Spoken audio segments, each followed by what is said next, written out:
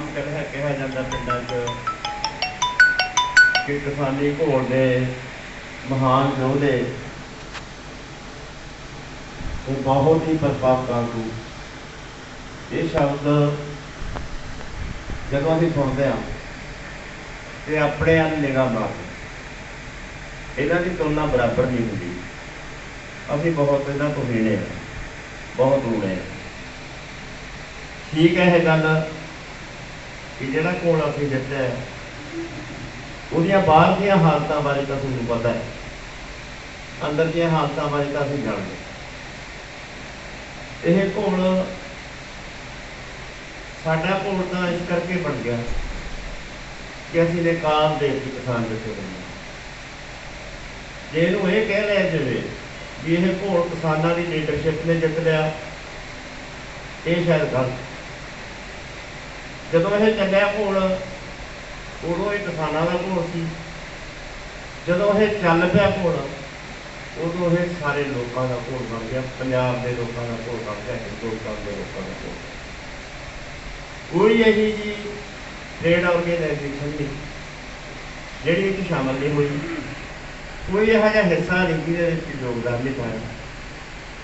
जदीं जिन्हां नूं असीं दुश्मन जमात च गिणदे हुंदे सी उन्होंने भी साडे नाल हथ वटाया, बाहर बैठे लोगों ने भी हथ वटाया।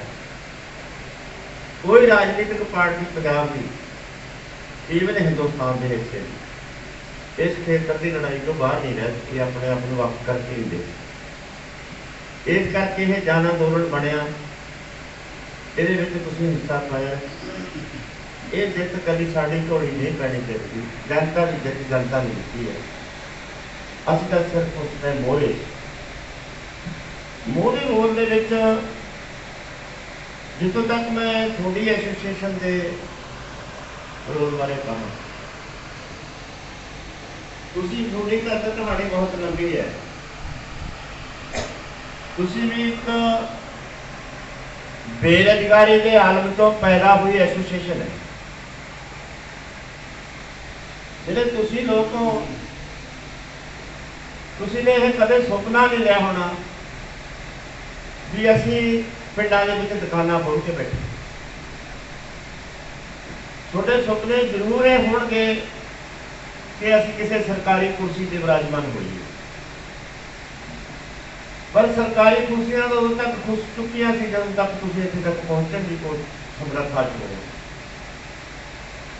हो। उस वेले तुहानूं पिंडां दे विचों क्वालिफिकेशन पूरी करने तो बाद जिन्नी भी समर्था मुताबिक तुसीं कर सके, तुसीं शहरों के विच डॉक्टरों के कोले गए हो, थोड़ियां थोड़ियां सैलरियां ते काम किया, अपनी योग्यता मुताबिक जिहड़ी योग्यता तो ग्रहण कर ली, उहदे सिर ते किसी ने कोई कोर्स कर लिया निक्का मोटा जां उहदी प्रैक्टिस हो, उहदे सिर ते तुसीं आपदे रोजगार खोले ने कि जिहड़े कि मानता प्राप्त नहीं,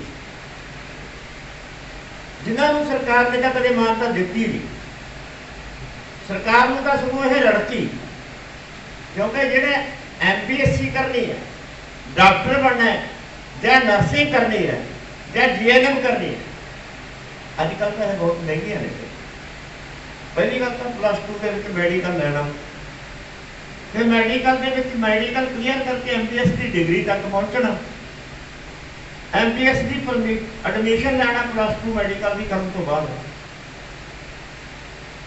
मैनूं लगता भी ये संभव, क्योंकि सरकारी कॉलेज एडमिशन अप्रोच वाले लोगों को मिलती ने अजकल भावें खाली ने वैकेंसियां, तो प्राइवेट की डोनेशन जी 1 करोड़ रुपया होना, फिर डॉक्टर वाला सुपना, नर्सिंग वाला सुपना, GNM वाला सुपना, यानी यह विद्या उस तो बाद इतनी महंगी होगी कि उस तो बाद बहुत बड़े हिस्से का समर्थे नहीं उदों तक कोई पार कर सकता।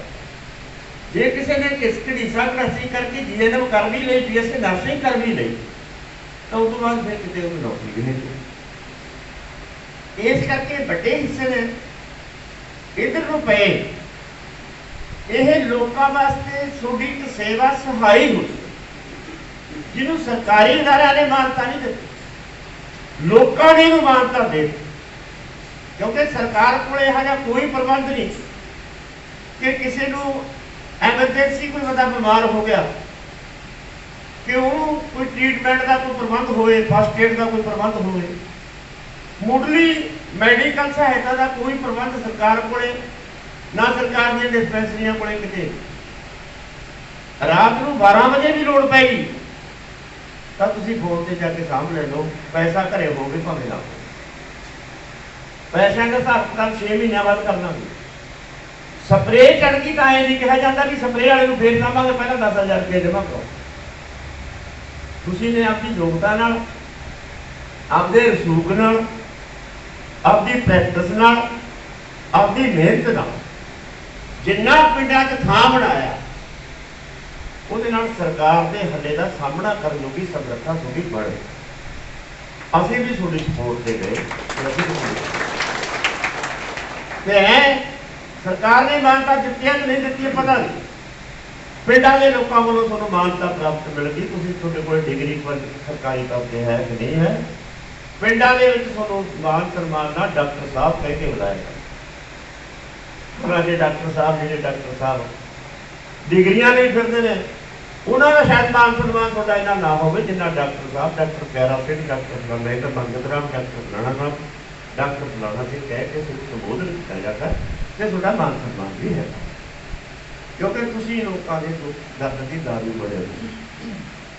6-6 ਮਹੀਨਿਆਂ ਬਾਅਦ ਹਿਸਾਬ ਕਰਨਾ, ਕਈ ਵਾਰ ਸਾਲ ਬਾਅਦ ਹਿਸਾਬ ਕਰਨਾ, ਕਈ ਵਾਰ ਸਾਲ ਤੋਂ ਬਾਅਦ ਵੀ ਨਾ ਦੇਣਾ। ਉਹ ਤੁਸੀਂ ਜਿਹੜਾ ਕੁਛ ਹਟਾਉਂਦੇ ਹੋ ਉਹ ਜਿਹੜੇ ਸਾਡੇ ਕੋਲ ਨਹੀਂ ਭੁੱਲਿਆ। ਬਹੁਤ ਸਾਰੀਆਂ ਵੈਕੈਂਸੀਆਂ ਦੇ ਕੋਲ ਤਾਂ ਪੈਸੇ ਦਬ ਜਾਂਦੇ ਨੇ, ਫਿਰ ਡਾਕਟਰ ਬਦਲ ਲੈਂਦੇ ਨੇ ਵੀ ਯਾਰ ਹੁਣ ਤਾਂ ਮੰਗਤ ਰਾਮ ਦੇ ਪੈਸੇ ਜ਼ਿਆਦਾ ਹੁਣ ਪਿਆਰੇ ਨਿਕਲੀਏ, ਉਹ ਤੋਂ ਬਾਅਦ ਕਿਸੇ ਹੋਰ ਚਲੇ ਜਾਈਏ।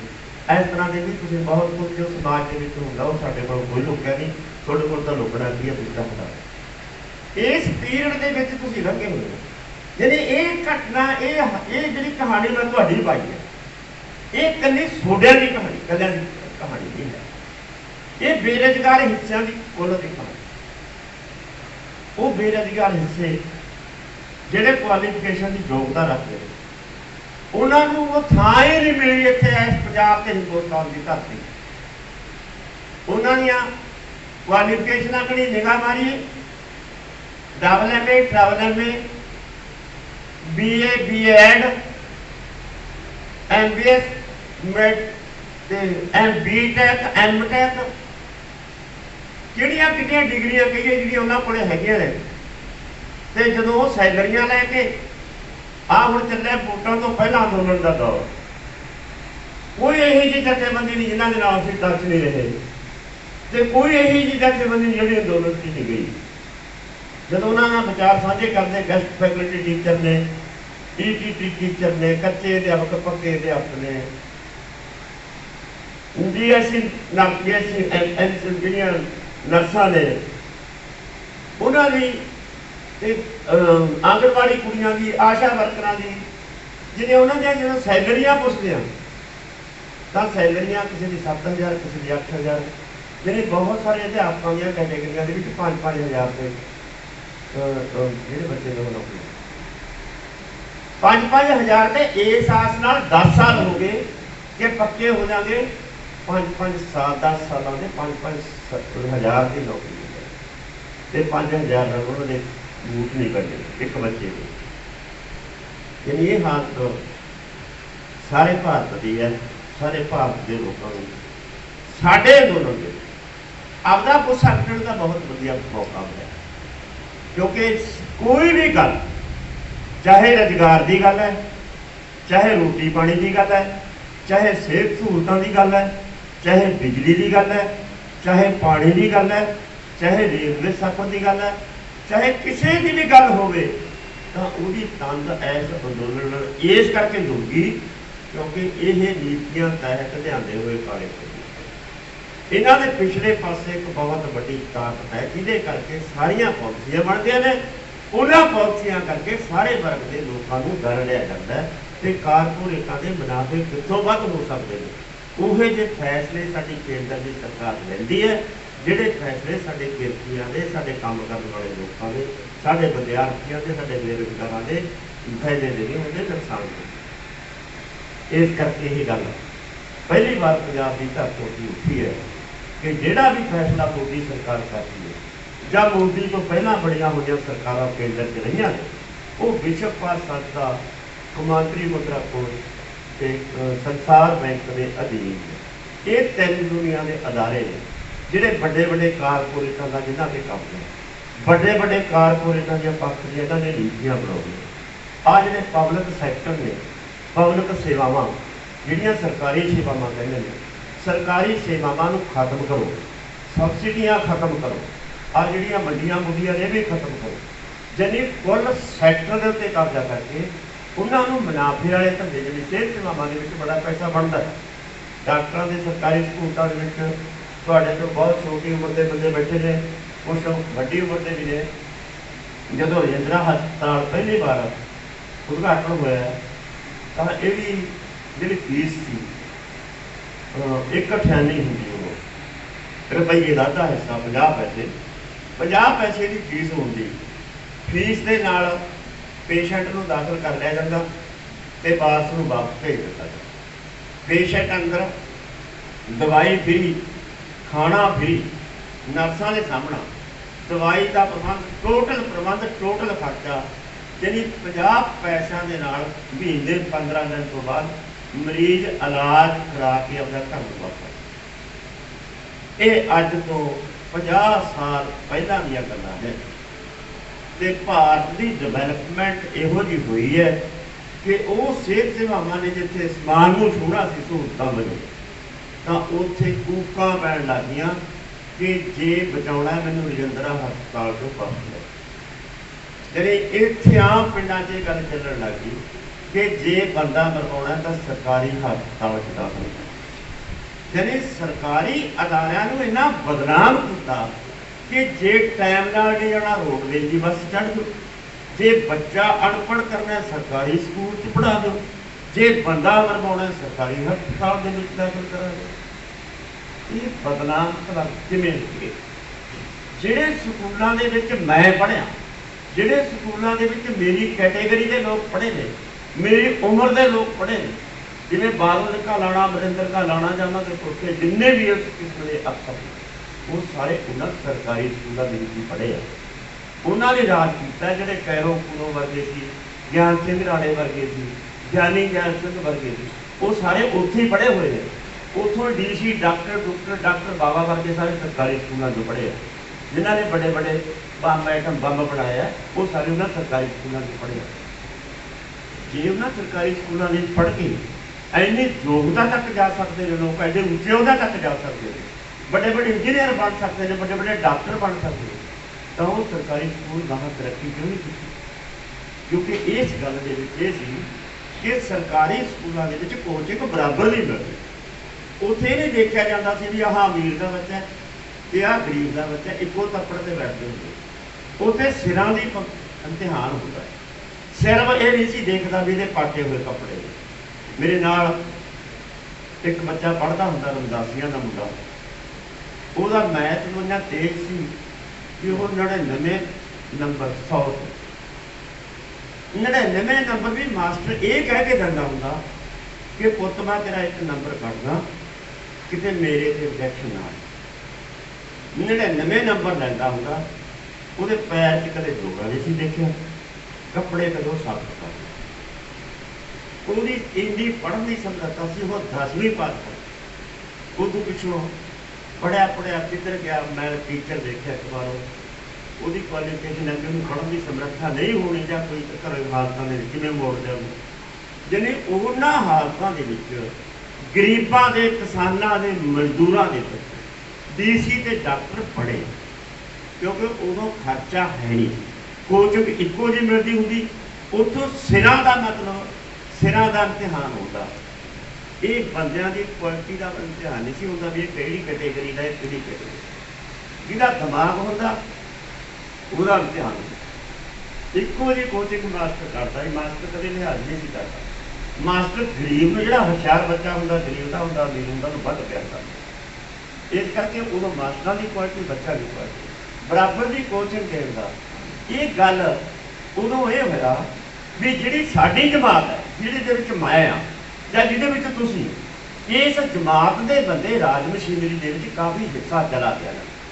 DC के उन्होंने डॉक्टर के उहदे बड़े बड़े वकील, बड़े बड़े जज, बड़े बड़े पुलिस अफसर, बड़े बड़े मिलिट्री अफसर इस जमात को फिर एक गल इन्होंने रटन तो बाद इन्होंने सोचा भी जमात से राज मशीनरी से कब्जा हो, क्योंकि दो सरकार ने, एक पक्की सरकार है, एक कच्ची सरकार। ब्यूरोक्रेसी पक्की सरकार है। जे ब्यूरोक्रेसी से किश्तियों का कब्जा हो जाता तो कोई यह दिन आऊगा भी सरकार से भी किश्तियों का कब्जा हो। जे ये दोनों एक विचारां दी सरकारां बन जाते फिर इतने बहुत बड़े इनकलाब की गुंजाइश है। इस करके उन्होंने एक चक्की का मोड़ा पुट्ठा कट्टिया कि यह पब्लिक सैक्टर में इस विद्यक अदारे मुनाफे वाला अदारे बनाने के नाम से ये प्राइवेट स्कूलों को छोड़ दे। ये दो फायदे हो, एक पैसे वाले बंदे स्कूल खोल के मुनाफा कमाउण, एक जोड़े पैसे वाले बंदे ने वो चंगी कोचिंग लै सकन, जोड़े गरीबों के बच्चे ने वो सरकारी स्कूलों, जोड़े अमीरों के बच्चे ने हीलैक्स यूनिवर्सिटी हीलैक्स अकैडमी के कोचिंग। एक कोचिंग नर्सरी तो चलती है, एक बच्चा कोचिंग उस अकैडमी के +2 जाके लेंदा, उन्होंने फिर कंपीटीशन होते, फिर कंपीटीशन के बहुत सारा हिस्सा तो यहो जिहा जिहड़ा उन्होंने अकैडमिया के मूर की लंघ ही नहीं सकता। जे एक हिस्सा चला नहीं गया तो बहुत लेट, तो जो पहला हिस्सा ब्यूरोक्रेसी का बड़े अफसरों का, बड़े लोगों का, बड़े पैसे वाले लोगों का, वो विदक अदारे से काबज होकर राजनीति से कब्जा कर गया। तो सोडा कोई भी बंदा इंजीनियर, कोई भी बंदा डॉक्टर, कोई भी बंदा मास्टर, बड़ा कोई जज वगैरह नहीं बन सकता। पैसे वाले बंदों का ब्यूरोक्रेसी से कब्जा करना, तो उधर बड़े पैसे वाले बंदों को सरकारी स्केल तक विद्या खिलाफ जाना पड़ा। बैना का किराया स्कूलों की फीस, जब मैं पहला जिक्र करके गया कि MBC की डोनेशन फीस 1 करोड़ रुपया। बगनौर के असी एक बच्चे का दाखला कराने गए, 98% नंबर +2 मैडिकल के सी हो गए, 98%।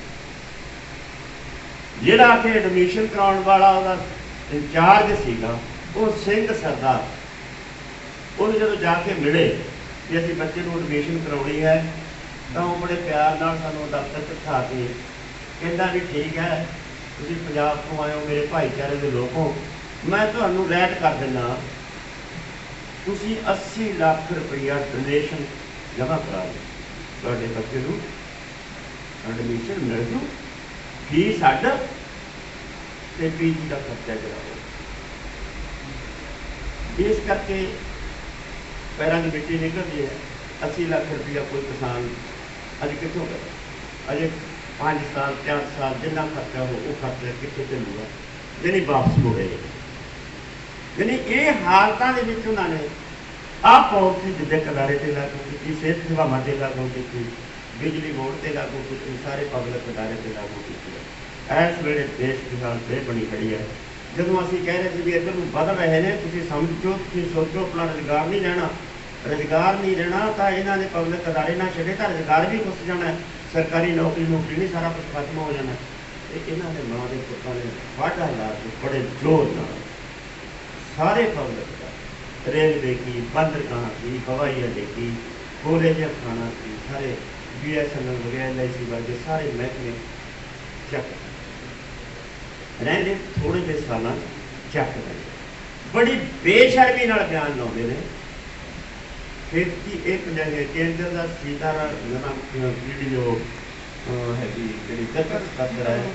सीतारामन, वो कह रही है कि असी 3 लाख करोड़ रुपये का बजट वास्ते राशि तैयार कर रहे हैं, आने वाले 3 लाख बेरवा दे रही है भी किहड़े अदारे वो राशि कितों आऊगी। वो बेरवे में लिखा है कि इन्नी राशि असीं इन्ने पब्लिक सैक्टर वेच के पूंजी इकट्ठी कर रहे।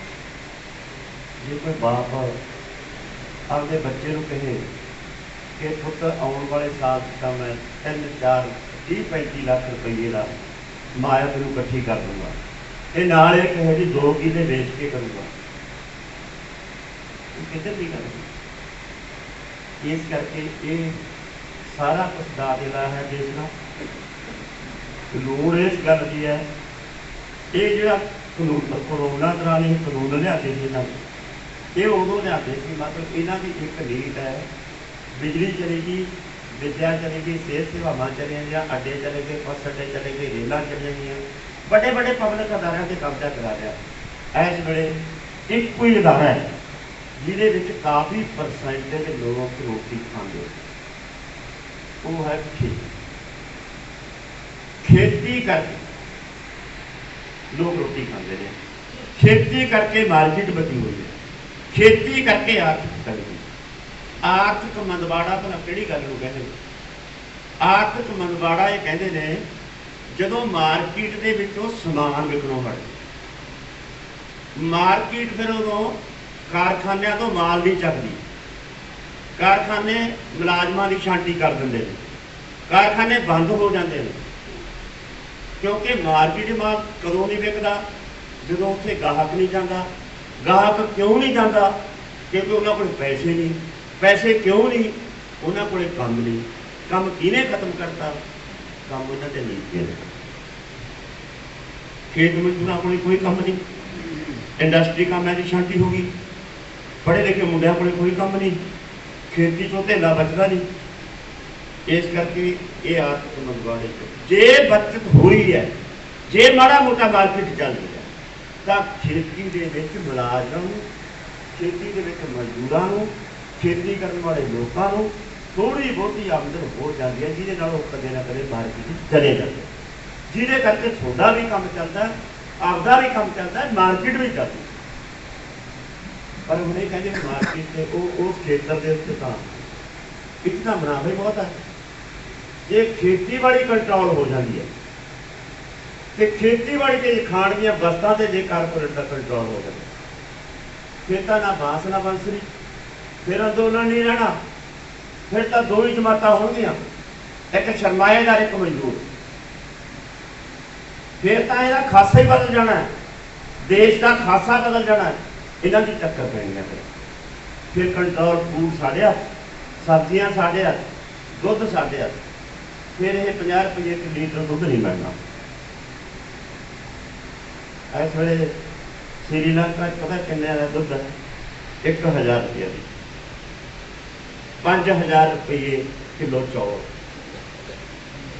ये कारपोरेटर का जो कब्जा हो गया छोटिया खाण दिया वस्तुओं, फिर आ लंगर नहीं लगने जो मेलों से लगते, फिर यह नहीं कहा जाता भी पंजाब की धरती से किसी घरे चल जाओ तुम भुखे नहीं आओगे। अज आप पंजाब के रहने कोई उधार नहीं दे सकता।